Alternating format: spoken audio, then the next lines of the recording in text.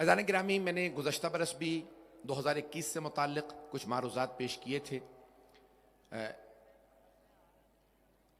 इसलिए क्योंकि गुज़श्ता बरस से या उससे गुज़श्ता बरस मैंने जो कुछ पेश किया वो सही था, तो लाज़मी नहीं कि आइंदा 2022 से मुताल्लिक़ अगर मैं कुछ कहूँ तो वो भी सही हो। ये तो अल्लाह ही जानता है कि क्या होगा, या उसके नबी जानते हैं या इमाम जानते हैं, ये वो हस्तियाँ जानती हैं। हम एक हालात को दर्क करते हुए, हालात का मुताला करते हुए, हालात पे नज़र रखते हुए एक अंदाज़ा, एक अपना तखमीना, एक तज्ज़िया पेश कर सकते हैं। लेकिन मैं ये नहीं कह रहा, दावा कर रहा कि मैंने किसी फरिश्ते को देखा है, उसने मुझे बताया, ऐसा कोई दावा नहीं है। मैं एक नाक़िल अक़्ल हूँ और एक गुनहगार इंसान हूँ। मैंने हालात को जो मुताला किया वो मैं पेश कर रहा हूँ अपने हिसाब से कि 2022 कैसा रहेगा। तो अज़ान गिरामी, ना नजूमी हूँ ना इल्म नजूम से पेश कर रहा हूँ, बल्कि एक अपने अंदाजे से अपना तज्ज़िया, हालात की स्टडी, कुरान और हदीस की जो हमारे मुतालियात हैं उसकी रोशनी में 2022 से मुताल्लिक़ 3 पहलुओं को पेश करूँगा। एक खुद कोरोना वायरस के हालात को, सियासी हालात को और इक़्तिसादी हालात को। थोड़ा वक्त लूँगा इसमें। पहली बात यह है कि जो कोरोना वायरस के मुसलसल हालात तब्दील हो रहे हैं, 2 साल गुजर चुके, 2022 में भी ये कोरोना वायरस खत्म होता नजर नहीं आ रहा। जो बहुत से लोग कहते हैं एंडेमिक है, अब पेंडेमिक नहीं रहा, अब खत्म हो रहा है, नहीं। नया वेरिएंट आ चुका है ओमिक्रॉन के नाम से, अभी और वेरिएंट्स आएंगे, अभी हालात और बिगड़ेंगे। तो हालात फौरन काबू में नहीं आएंगे बल्कि और बिगड़ेंगे। यूरोप के बाज़ ममालिक ने शर्त रख दी है, कानून बना दिया है कि वैक्सीन लगवाना ज़रूरी है, जिस पे बहुत ज़्यादा मुज़ाहरात भी हुए। हॉलैंड में देख लीजिए, ऑस्ट्रिया में देख लीजिए। तो आइंदा ये पाबंदियां लगेंगी वैक्सीन के हवाले से, ऐसे बहुत से हालात बनेंगे, अभी बहुत कुछ होगा। तो सब्र रखें, ईमान का दामन थामे रखें। परेशान वो हों जो खुदा को मानते नहीं, जो अल्लाह पे ईमान रखते हैं, उसके रसूल पे ईमान रखते हैं, और हम जैसे जो किसी हुज्जत खुदा पे ईमान रखते हैं, उन्हें परेशान होने की।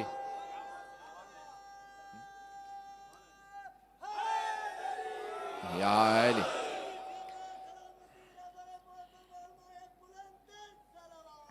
अल्लाहुम्मा सल्ली अला मुहम्मद व आले मुहम्मद।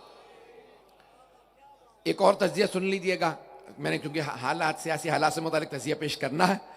तो अज़ीज़ान गिरामी, परेशान तो हो हिजाज मुक़द्दस सरजमीन हिजाज मुक़द्दस पे कब्जा करने वाले बहरी कज़्ज़ाक, लुटेरे, डाकू, जिन्होंने हज और उम्रा रोक दिया कि कोरोना वायरस ना फैले, और इसी हफ्ते कॉन्सर्ट करा लिया, उससे नहीं फैल रहा।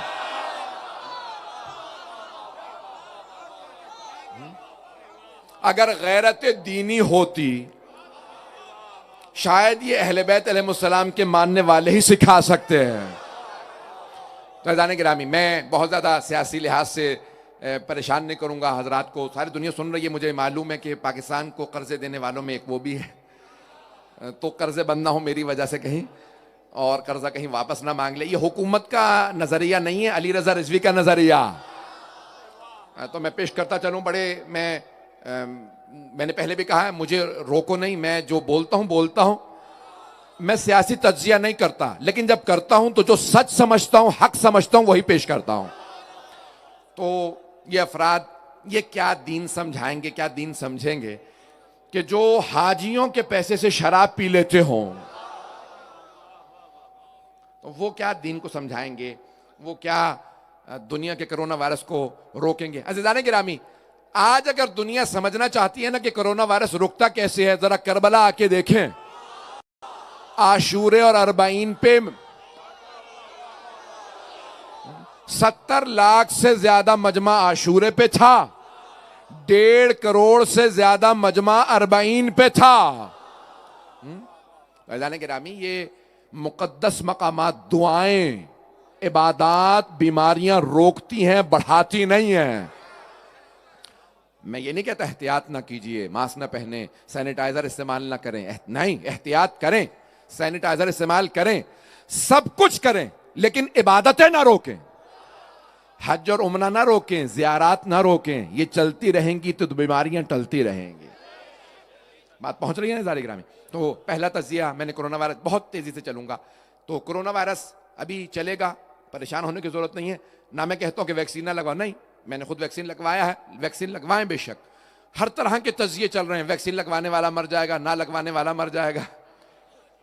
प्रोपेगेंडे बहुत हैं, उसमें से हकीकत को निकालना आसान नहीं है। तो बहुत ज़्यादा इस वक्त प्रोपेगेंडे चल रहे हैं हर तरफ से। तो अज़ीज़ान गिरामी, पहली बात, कोरोना वायरस की तरफ से परेशान ना हो। हमारे पास दुआएं हैं, ज़ियारत आशूरा है, ज़ियारत वारसा है, हज से किसा है, कुरान करीम सबसे बड़ी वो बात। तो कुरान पढ़ते रहिए, सूरह फातिहा पढ़ते रहें, सलवात पढ़ते रहें, ये चीज़ें वो हैं जो आपको बचाएंगी। दूसरा, हालात से मुताल्लिक पेश कर दूं, इक़्तिसाद से मुताल्लिक, अगर सुनना पसंद फरमाएंगे। मैंने पहले भी तज्ज़िया पेश किया था, सुन लीजिए, मैं गलत हो सकता हूं। इस वक्त सबसे बड़ी जो चाइना की, चीन की डेवलपमेंट कंपनी है एवरग्रांड, वो डिफॉल्ट कर चुकी है। दूसरी कंपनी ने भी आज ऐलान कर दिया वो भी डिफॉल्ट कर रही है। अमेरिका ने, यूरोप ने ऐलान कर दिया कि अगर वो डिफॉल्ट करती है तो पूरी दुनिया पे उसका असर पड़ेगा। हाउसिंग मार्केट जिसे कहा जाता है, यानी मकानों की कीमतें वो अचानक गिरेंगी और दुनिया के अंदर एक बहुत बड़ा बहरान भी पैदा होगा। तो 2022 को क्राइसिस का या बहरानों का साल कहा जा सकता है। तो इसके अंदर मकानों की कीमतें बहुत ज्यादा गिरेंगी, फौरन नहीं, एक मुल्क में गिरती है, फिर दूसरा, तीसरा, जो कनेक्टेड हैं, जो मुत्तसिल हैं, वो सब आहिस्ता आहिस्ता उसके अंदर ये मसाइल आएंगे। बहुत बड़ा तज्जिया अमेरिका के अंदर किया जा रहा है कि खुद अमेरिका की जो स्टॉक मार्केट है वो क्रैश करेगी। लोग 1928 या 1929 का जो क्रैश हुआ था उसे भी भूल जाएंगे कि शायद 50% तक जो है वो स्टॉक मार्केट गिर जाए। बाज लोगों का तज्जिया ये है, मैं हतमी तौर पे कुछ नहीं कह सकता। तो अब इक़्तिसादी बहरान तो आएंगे, मकानों की कीमतें, इफरात ज़र, इन्फ्लेशन जिसे कहा जाता है कि कीमतों के अंदर, यानी आज रुपए 100 रुपए में जो आप ले लेते थे वो 1000 रुपए में भी चीजें नहीं आती। तो इफरात ज़र होगा, इन्फ्लेशन होगी, पैसे की कीमत गिर जाएगी। सिर्फ ये पाकिस्तान में नहीं हो रहा, दुनिया भर में हो रहा। हाँ, यहां कुछ ज्यादा ही हालात खराब है। पाकिस्तान से मुतालिक भी इख्तिताम पे पेश करूंगा ताकि लोग सब्र और तहम्मुल से सुन लें। तो जाने के एक तो इख्तिसादी हालात, मजीद सियासी हालात से मुतालिक भी मुख्तसर तज़किया सुन लीजिए कि दुनिया भर में बहुत सी सियासी तब्दीलियां आएंगी। और सियासी तब्दीलियां सिर्फ इतनी नहीं है कि बहुत से हुकूमतें बदल जाएं, बहुत से वज़राए आज़म बदल जाएं, बहुत से सुदूर बदल जाएं, बल्कि शायद जंगें भी हों। और 4-5 मकामात पे इस वक्त जंग नजर आ रही है, लोग बहुत सख्त परेशान हैं। एक तो खुद ताइवान, जहां पे अमेरिका और चीन के मद्दे मुकाबिल आ सकते हैं, यूक्रेन जहां रूस और अमेरिका मद्दे मुकाबिल हैं, खुद इसराइल और ईरान का, अगर अमेरिका की और ईरान की मुज़ाकरात जो इस वक्त वियना में हो रहे हैं गुज़श्ता 2 हफ्तों से, नाकाम हो जाए तो उसके भी बहुत ज्यादा बुरे असरात होंगे दुनिया पे। तो अज़ीज़ान गिरामी, बहुत से लोग कह रहे हैं प्रॉक्सीज होंगी, बहुत से कह रहे हैं नहीं जंगें होंगी, बहुत से समझते हैं कि जंग नहीं होगी, अब सिर्फ और सिर्फ छोटे पैमाने की प्रॉक्सीज होंगी। बहरहाल मुझे इससे तज्जिया नहीं पेश करना। बहुत से लोगों का नजरिया यह है कि नहीं, बड़ी जंगें होंगी।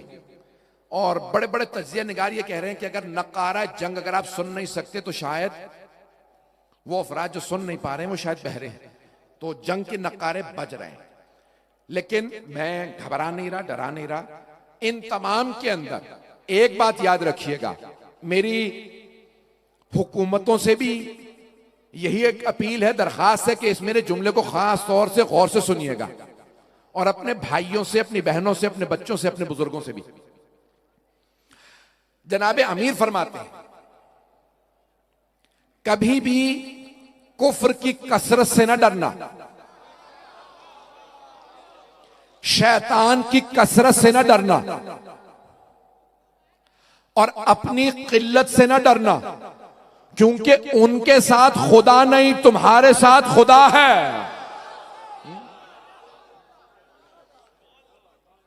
और इसकी सबसे बड़ी मिसाल देखनी हो तो करबला है, जहां इतना बड़ा लश्कर यजीद आ गया हुसैन इब्न अली 72 के साथ डटे रहे, और जब 72 लाशें उठाने के बाद असर के वक्त भूख और प्यास में मैदान में आए तो आपने कहा ला माबूद सिवाक, ओ अल्लाह तेरे सिवा कोई माबूद नहीं, मुझे किसी का खौफ नहीं, जबकि मुझे यकीन है तू मेरे साथ है।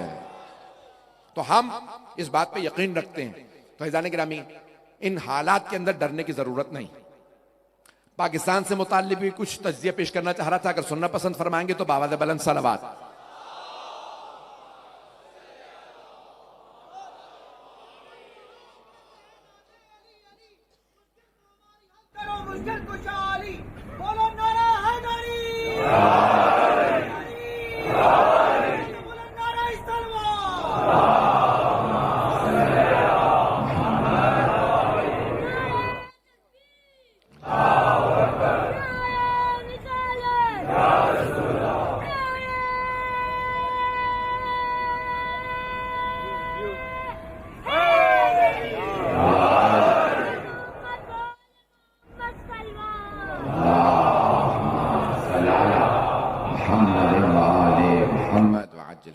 गिरामी, पाकिस्तान के हालात से मुताल्लिक भी मुख्तसर सा तज्जिया सुन लीजिए। इस वक्त पाकिस्तान चंद मसाइल से दो चार है।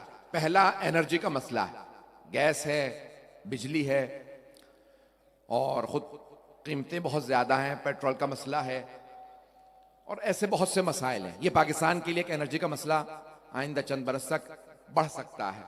तो हुकूमत के लोग या दीगर हमारे जितने भी अफराद, मैं अपने मोमिनीन से दरख्वास्त कर सकता हूँ, जितने भी हमारे साइंसदान हैं, जितने हमारे इंजीनियर हैं, जितने पढ़े लिखे लोग हैं, अगर हुकूमत चाहे या स्टेट चाहे तो हमारे जितने काबिल लोग हैं वो मदद करें कि एनर्जी क्राइसिस को, या जो बहरान खड़ा हो रहा है गैस और बिजली का, इसके अंदर मदद करें। पाकिस्तान की हुकूमत बहुत सी कोशिश कर रही है, बड़े बड़े डैम बनाए जा रहे हैं, बिजली का मामला काफी हद तक हल हो जाएगा, लेकिन फिर भी गैस का दीगर मसाइल खड़े रहेंगे। ये पाकिस्तान चंद बहरान देखेगा। पहला मसला पाकिस्तान का एनर्जी का। दूसरा जो मसला पाकिस्तान के लिए आइंदा भी कुछ अरसे चलेगा, वो पाकिस्तान के अंदर ये इफरात ज़र का मसला है, और कर्जे, इसके अंदर करप्शन। एक जुमला कहना चाहता हूं पाकिस्तान के हुक्मरानों से, अगर कोई अमीर आदमी से भी चोरी करता है ना तो वो चोर है, लेकिन अगर गरीबों का कोई हक मार ले, महरूमों का हक ले जाए, तो याद रखिएगा उसकी सजा इतनी सख्त है कि आप शायद दुनिया में उसे देख ना पाएं, लेकिन कब्र से अजाब शुरू होगा, बल्कि मौत से अजाब शुरू होगा। सरवर कायनात फरमाते हैं कि मौत जानकनी के वक्त में सबसे ज्यादा अजियत उसे होती है जिसने रियाया पे जुल्म किया।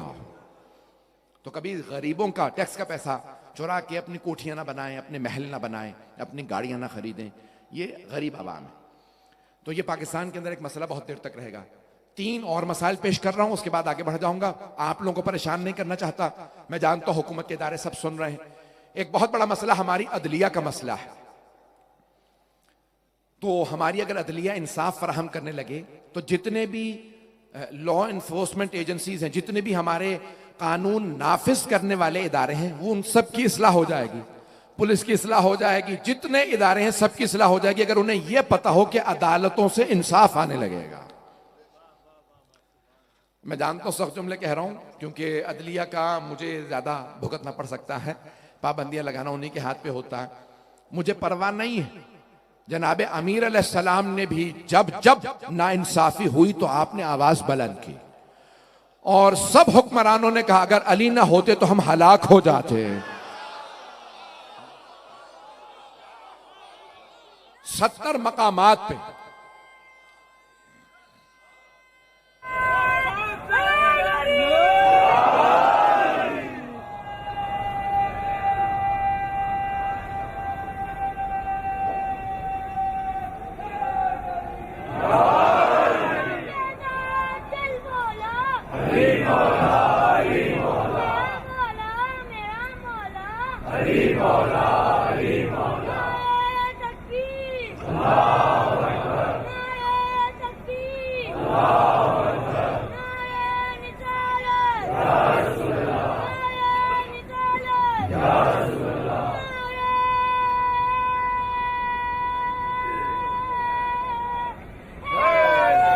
हज़ारे गिरामी,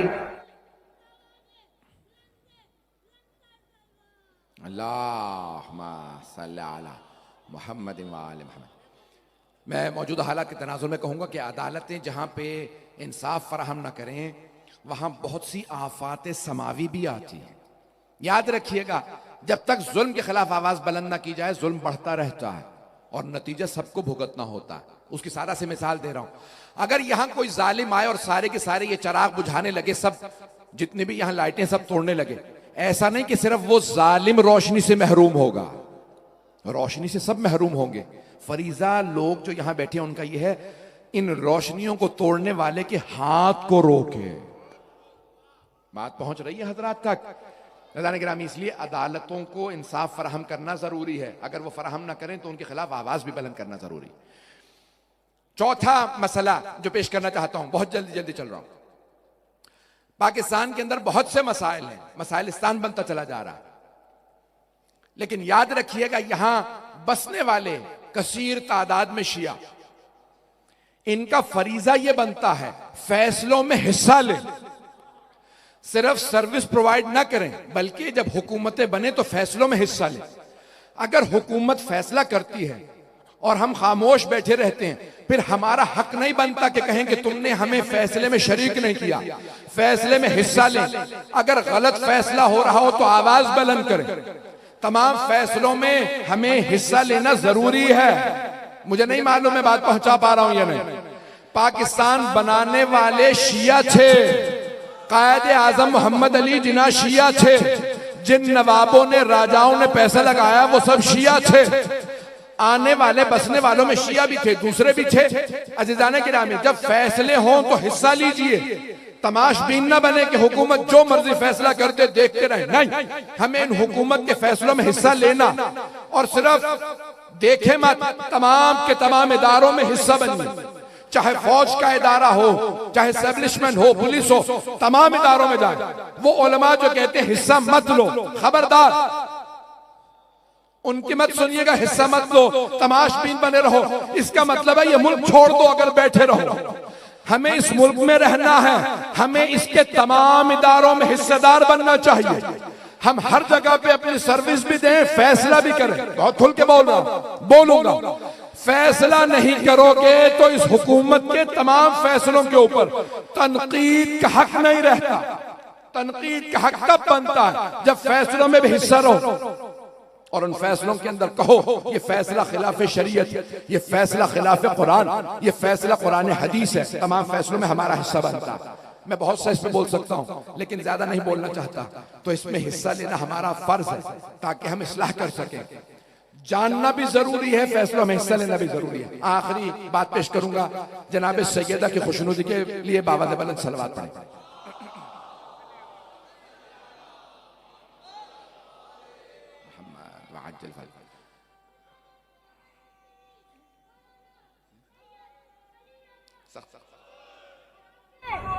सलामती के लिए और तमाम अज़ादारों की सलामती के लिए और तमाम बीमारों की सजाबी के लिए आवाज़ बुलंद से बुलंदर तलवार।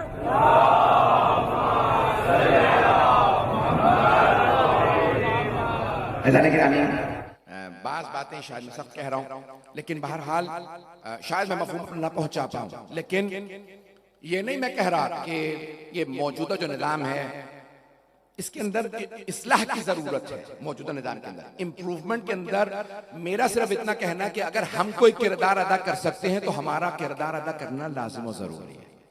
और हम किरदार अदा कर सकते हैं, हर तरह से हमारा किरदार अदा करना जरूरी है, लाजिम है।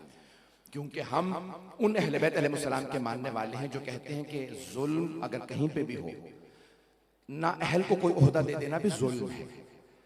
इसलिए हमेशा अहल को आगे आना चाहिए, मेरिट पे काम होना चाहिए, शिया सुन्नी पे काम नहीं होना चाहिए।